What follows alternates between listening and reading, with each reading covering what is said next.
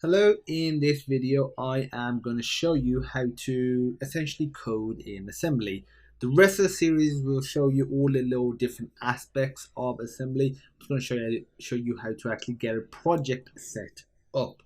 I'm doing this on Mac, but because it's actually going to be using a website, it doesn't matter what platform you are on.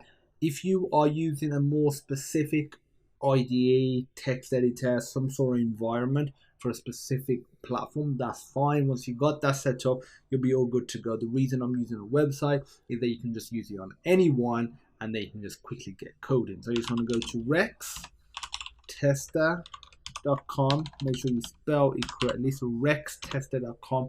I'll provide a link to this. Go to language, go to assembly. This is an optional step. You won't need to do this, but I'm just actually going to zoom in. And the reason,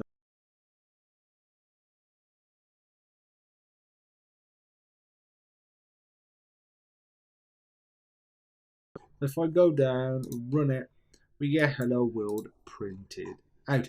There are other online IDEs as well. I really like Rextester for assembly. It just